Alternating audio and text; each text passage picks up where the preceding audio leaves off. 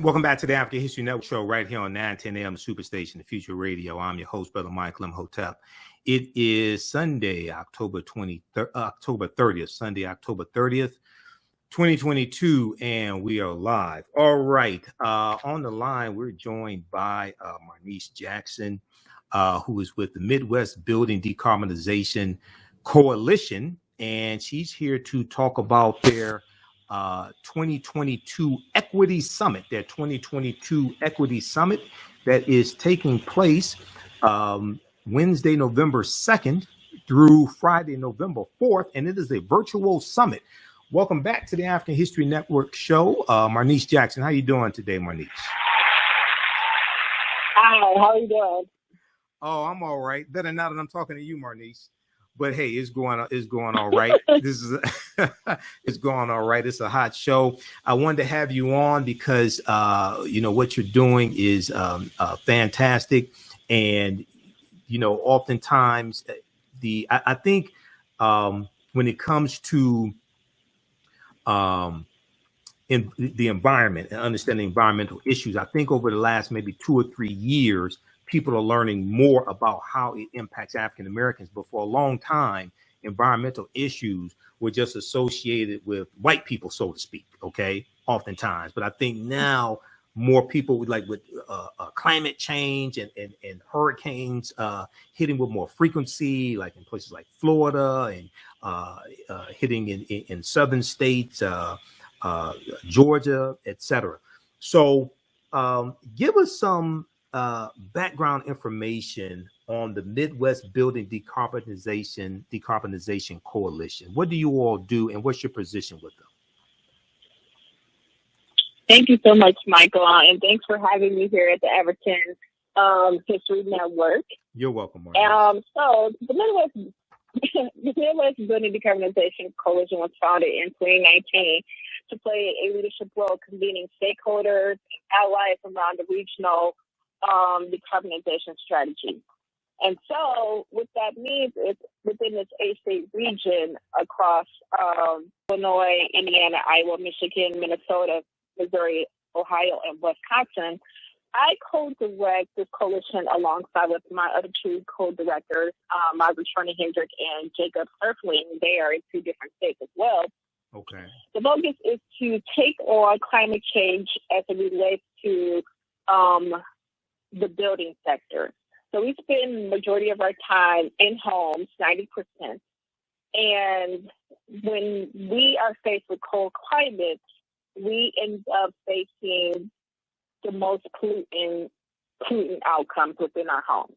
So that means what type of outcome? Where we go to work, where we go to school. Marnese, what type of outcome did you say? You said, did you say prudent outcome? What type of outcome? So due to the climate change issues, and for those who are not familiar with climate change, those it's caused by these harmful emissions that's going up in the air due to CO2 emissions. Okay. So that can come by way of methane gas, CO2 emissions. The things that we love so much, that we need so much, is harming us.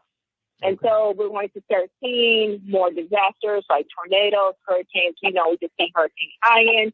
We know the historic Hurricane Katrina.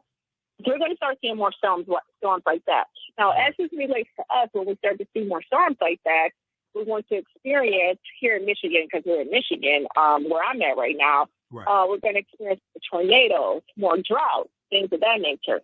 And so what does this have to do with buildings?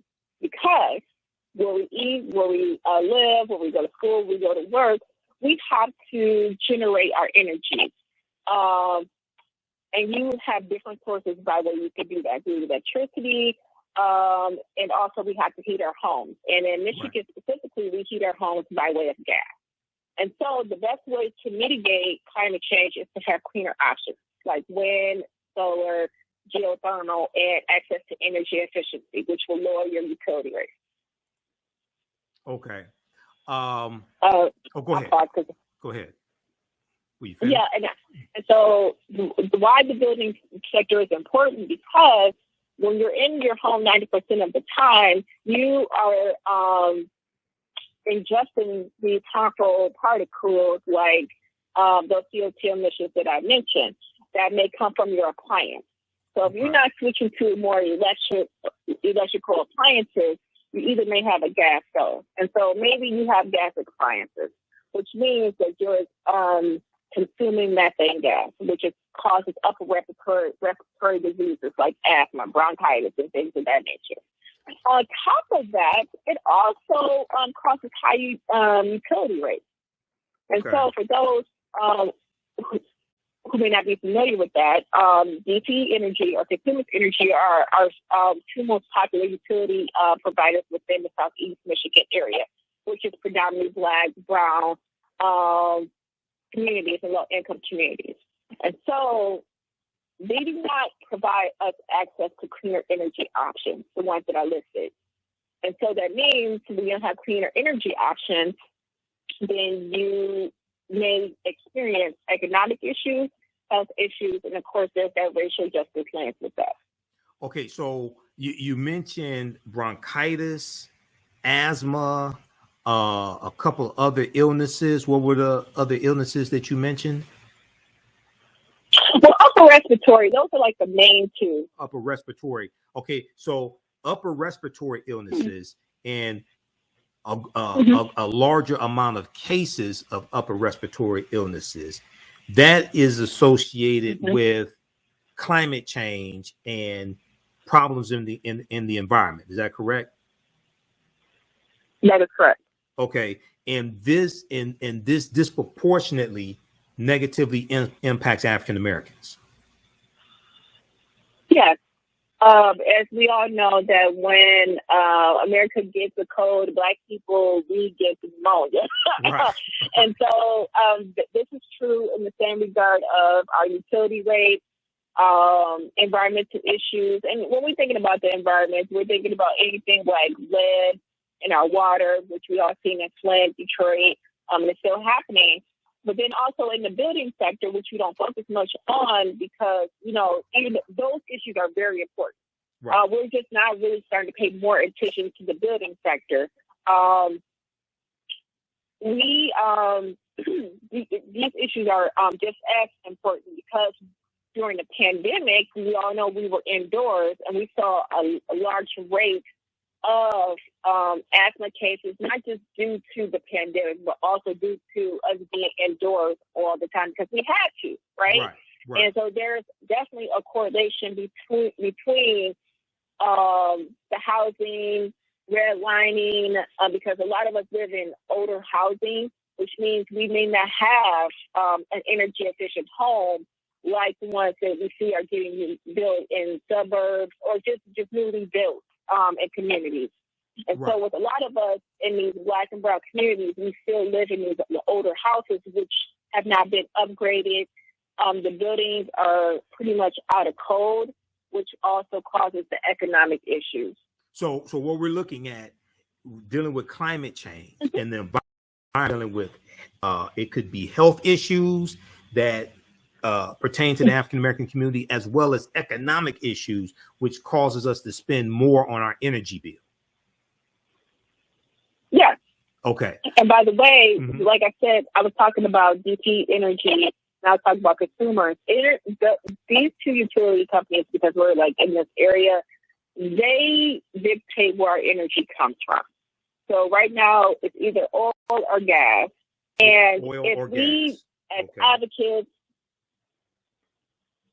advocates, communities don't look at where our energy comes from or the different options of other options that you may not be privy to, then we're going to end up having a health risk and economic risk, and this is definitely predominantly in Black and Brown communities. And so the energy is most likely will be having another rate increase, and you probably wonder why am I having this, and shouldn't I be able to dictate where my energy comes from? Right. And so you don't know about this because a lot of this is not made public. Right. But we do, and this is where the importance of getting out to vote, because DTE is regulated by the Public Service Commission, which is an appointed position by the governor. And so these commissioners are appointed Mm-hmm. Appointed is a position appointed by the governor. Go ahead. We're coming up on a break in 2 minutes. Go ahead. Yeah, so they're appointed by the governor, and they decide whether or not they want to hold DTE Energy consumers and any other utility company in Michigan accountable. So there's a whole process to intervene. And intervening in a case is pretty much a lawsuit in a rate case. Mm-hmm. So a rate case is just where they decide, it's like this year, like a whole, like maybe 10-year plan to decide if they're going to put in a new gas pipeline or oil pipeline, or if they decide to have more clean energy options. Right. And most of the time, these plans, they do not have clean energy options. Okay.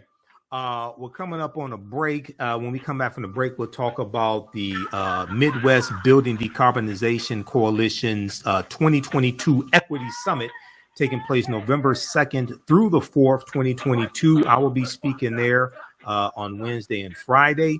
And Marnese Jackson will be there also. It's a virtual summit. All right, stand by, Marnese.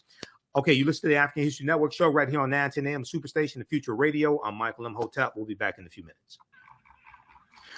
Welcome back to the African History Network show right here on 910 AM, the Superstation, the Future Radio. I'm your host, Brother Michael Imhotep. It is Sunday, October 30th, 2022, and we are speaking with Ms. Marnese Jackson, who is with the Midwest Building Decarbonization Coalition, and she is informing us about climate change, how climate change impacts the African American community, and she's going to give us some information about their 2022 Equity Summit, that's coming up Wednesday, November 2nd through Friday, November 4th, 2022. It's a virtual summit, so you can watch from around the world. And I will be speaking there also on Wednesday and Friday, and Marnese will be speaking as well. So, Marnese, okay, so welcome back. And let people know what your position is with the Midwest Building Decarbonization Coalition, please. Thank you, Michael. Can you hear me better? Yeah, I can hear you. I can hear you better. Thank you. Okay, great. So at the Midwest Building Decarbonization Coalition, I told and I manage the equity engagement. And so with this year's summit, we're focusing on self-determination, Kwanzaa Kujichagulia, excuse me for mispronouncing. Kujichagulia? Yes. Yes. I just can't talk well. That's just me. And so we're focusing on self-determination because we want communities to really empower themselves to take on policies like the Inflation Reduction Act. Yes. And so with this Equity Summit, we're going to be focusing on topics like reparations, land back, because building decarbonization is talking about the built environment and not perpetuating the same harms that communities of color have experienced due to white supremacy culture. We talked a lot about the process of how you're going to can get engaged, of course, what building decarbonization is. Might be more important right now to get involved with this, especially in regards to the Inflation Reduction Act that was just passed, and then also the implementation, because there's an opportunity to look into the green economy for new jobs, opportunity for contractors, opportunity for new job creation. And then also we're going to be talking about those topics that we just don't want to talk about. Like I said, white supremacy culture, racism, and how it relates to the movement. Because with climate change, we're going to still see these storms, right?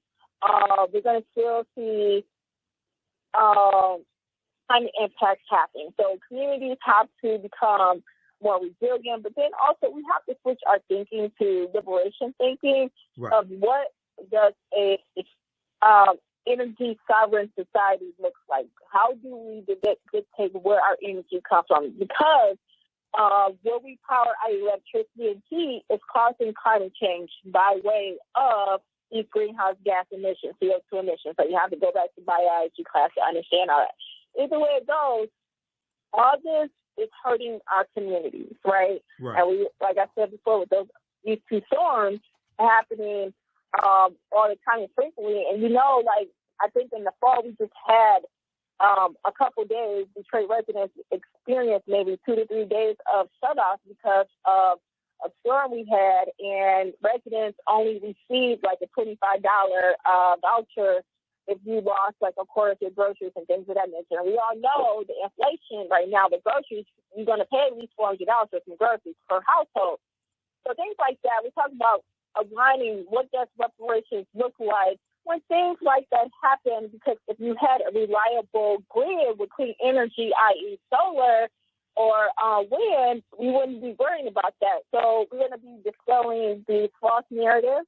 Then we're talking about how communities can really start to engage more communities in this, because quite frankly, these are community conversations. These are impacting our lives economically and, of course, health, right? Right. So these are topics that we're going to be lifting up. Okay, give people the website so they can register for this conference. And how much does it cost for people to attend this virtual conference?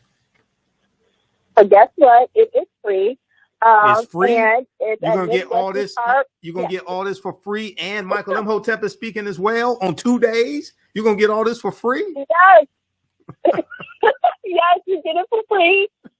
Just log on to Zoom, and you can register. And MidwestDecarb.org. We have a lot of great speakers. We have give the website, Marnese. Give the website again and speak slowly, please. Okay, MidwestDecarb.org/summit. Okay, MidwestDecarb.org/summit. We have it up here on the screen. Yep. You can go there. You can register for the conference. They also have a full schedule of the conference. Go ahead and continue, Marnese, please. So we're going to have some awesome speakers. Like I said, Brother Michael Imhotep. We have Tamara Olatin. She is a pioneer in the environmental and climate justice movement. We have Dr. Harvell from Henry Ford Community College. We have Isaiah Zeke Williams from New Era, Detroit. Mm-hmm. And we have a lot of community organizers who will be a part of the panels. We definitely know we talk about hot topics, like I said, reparations, where we at with that, land back initiatives, aligning African Americans with Indigenous, like how we can support each other, because it's time out for Oppression Olympics. Right. And also it's time for us to be really supporting each other. And also, we'll be talking about regulatory. What does that mean to get involved within the regulatory? And yes, we know that this is very technical, but we want people. We're going to definitely be meeting people where we are. That's why we centered the topics around self-determination. Okay. Now, explain. We're coming up on a break in a couple minutes, and if you got a few more minutes, I'm gonna hold you over the break, because I want to hone in on this. The Inflation Reduction Act. You mentioned that, and I know you are bipartisan, but on this show we're not, and this is my show. So just so people know, the Inflation Reduction Act, no Republicans in the House or the Senate voted for the bill. Okay, just so people understand this. But explain explain how the Inflation Reduction Act will help African Americans and communities of color. Okay. The Inflation Reduction Act, of course, is very landmark, and it's to curb the reducing deficit by lowering, of course, prescription drugs, oh my goodness, and investing into domestic energy production while promoting clean energy. Mm-hmm. So this is what the building decarbonization is about. We want clean energy options. Right.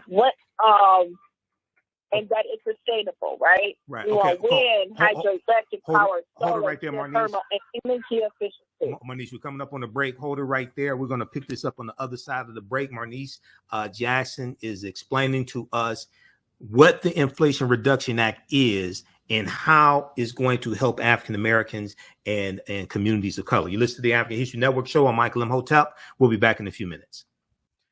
Welcome back to the African History Network show. All right, we are speaking with Marnese Jackson with the Midwest Building Decarbonization Coalition, and she is giving us information about their 2022 Equity Summit, as well as how climate change negatively impacts the African American community. And right before the break, she was explaining to us the Inflation Reduction Act. The Inflation Reduction Act that recently passed in the House and the Senate and was signed into law by President Biden. And she was talking about how the Inflation Reduction Act provisions in it that will help the African American community. These are some of the things that we're going to talk about at the conference as well. So, Marnese, thanks for coming back for this segment. Go ahead and finish your thoughts dealing with the Inflation Reduction Act. Okay, thanks so much. So, with the Inflation Reduction Act signed by President Biden, so there's the healthcare insurance premium and coverage will definitely help African Americans. But in regards to combating climate change and lowering energy costs, the Inflation Reduction Act takes the most aggressive action on climate and clean energy in American history. So the legislation will bring down energy costs for Black families and create thousands of good jobs. And while reducing climate pollution, it will also secure energy supply as well. So make home energy upgrades more affordable. You can replace air conditioners, water heaters, or furnaces, and you can save up pretty much to 30% with tax credits for efficient heating and cooling equipment. Households can save up to 30% with tax credits for home construction projects. So this is an opportunity to expand contractors and construction jobs.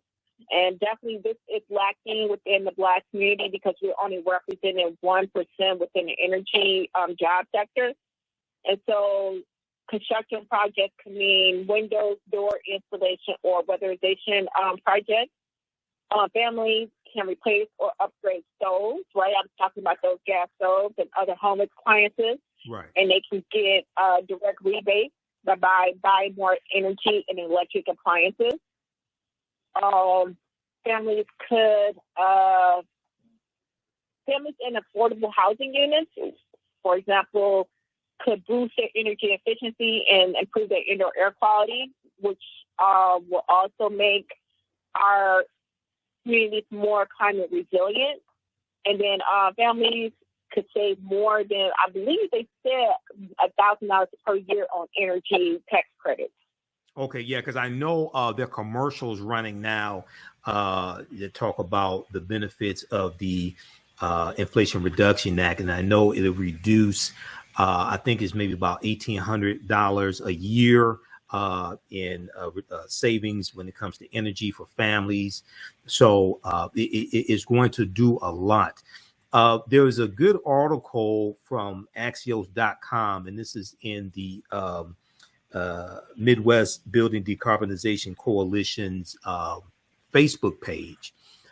There's a good article that they have from Axios.com called, and I have it up here on the screen for those that are watching on Facebook and YouTube, The Unequal Toll of Climate Disasters. The Unequal Toll of Climate Disasters. September 21st, 2022, this article came out. And in the article, it talked about the big picture,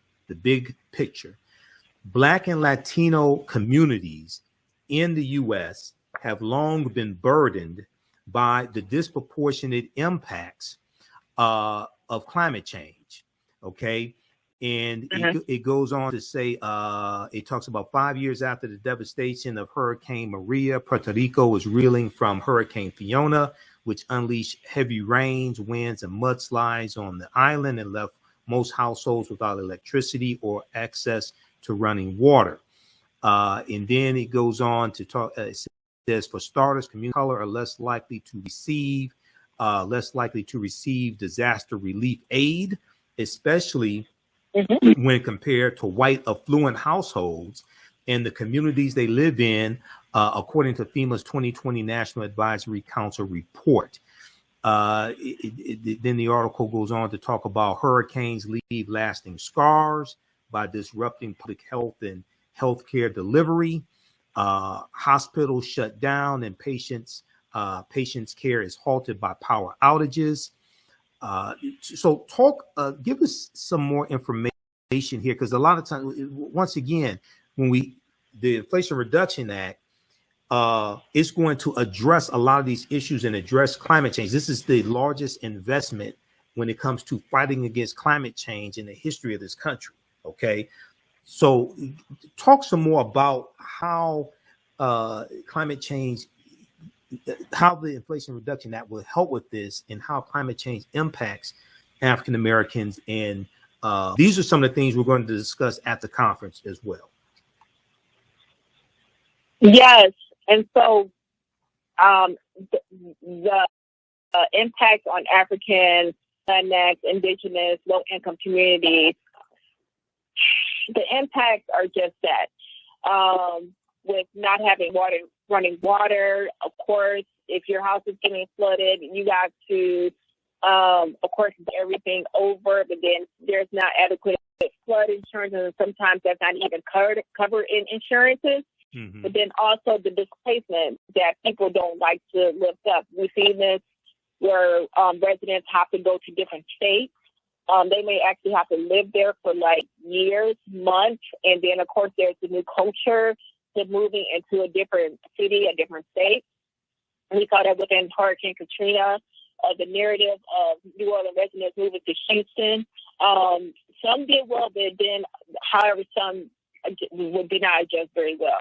But then when they come back to their communities, they see a lot of different changes with rising costs of housing, gentrification, for example. Yes.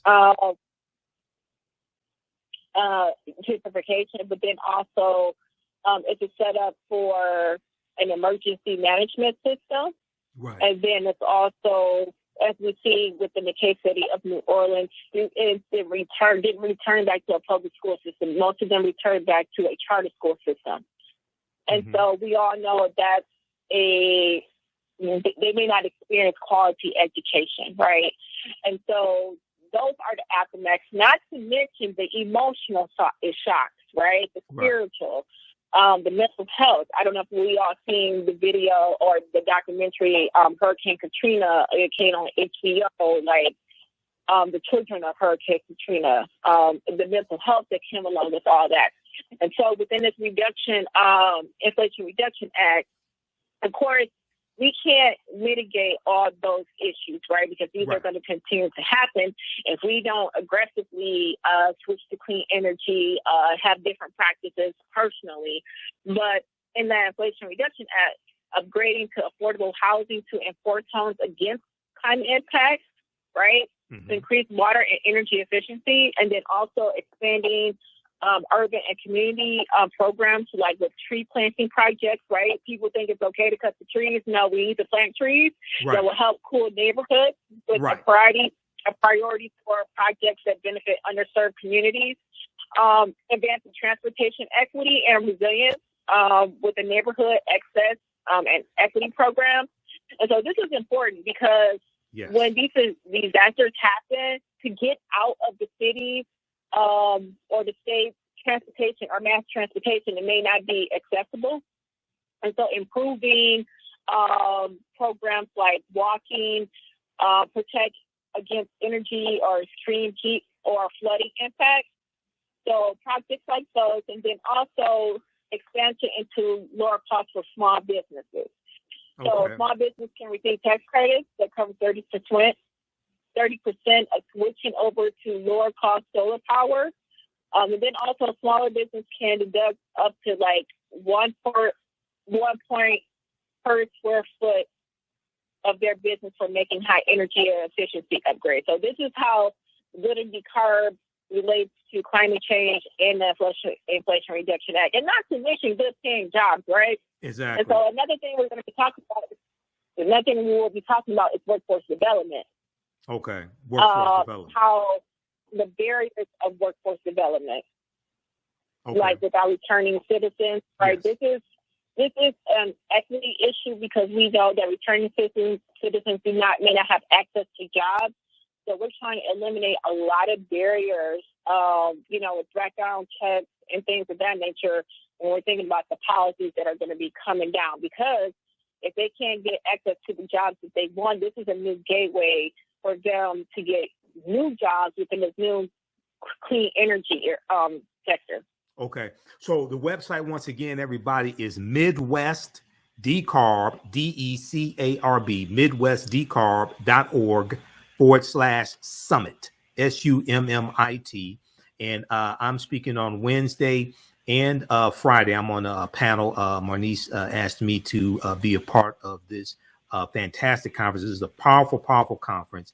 And before you go, Marnese, so on Wednesday, November 2nd, 3 p.m. to 3:50 p.m. or 4 p.m., something like that, advancing reparations and building decarbonization. This is one of the panel discussions I'm on.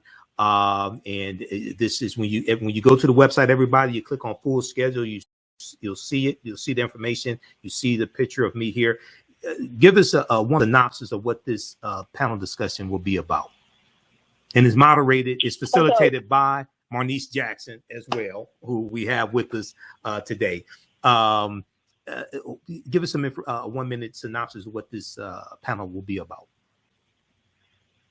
Okay, so reparations, we want reparations, like when energy or climate impacts happen, to be in the form of reparations. Okay. So if your life gets shut off due to DPE, they should pay the cost because they did not give us clean energy options, right? Mm-hmm. They should not be sending you a $25 check and you pay $400 for groceries. No. You said, well, how much was the check? You said if they send how much of a check? They said, my friend, $25.